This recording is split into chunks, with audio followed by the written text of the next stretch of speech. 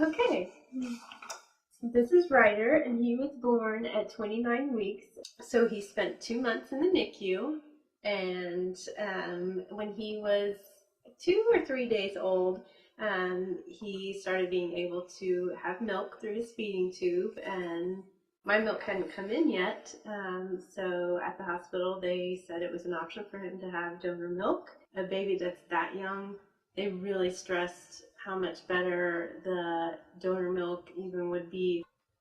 Well, I have two older little girls and found out I was pregnant with a third little girl. I had a sonogram at 36 weeks where they determined that our baby girl, Charlotte, had some smaller features, and they were concerned about her growth. And at the same time, I had a condition called polyhydramnios, which means excessive fluid. A week later, I went into labor and delivered Charlotte, and she had several issues. Over the course of that time, I was pumping, praying for a time that Charlotte would be able to have my milk. At the time, she wasn't stable enough to have milk. There was one day where she was able to have some of my milk. She had a good day and was able to have a feeding. But she lived for a week, and after that, after she passed away, I wasn't ready to stop pumping, and I knew of a friend who had had a baby in the NICU who had received donor milk, and so I felt like that was an opportunity for Charlotte's life to continue to be a blessing to others. I am privileged to serve on the board of the Mother's Milk Bank of North Texas. I am a board-certified lactation consultant. Mothers providing milk for other babies, other mothers' babies, has happened throughout history. And milk banking itself, I believe, has been around for about 100 years.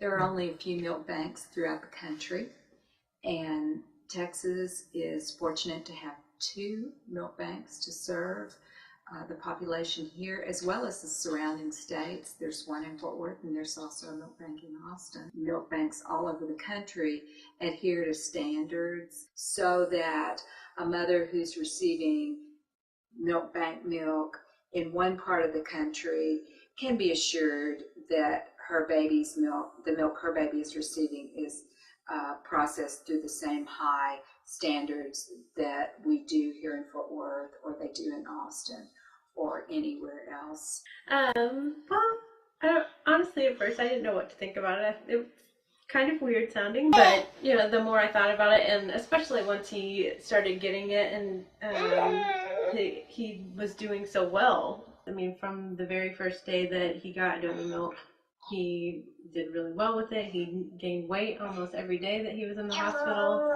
The nurses explained, where the milk bank was, that the milk would be coming from the milk bank, the process that the milk bank goes through.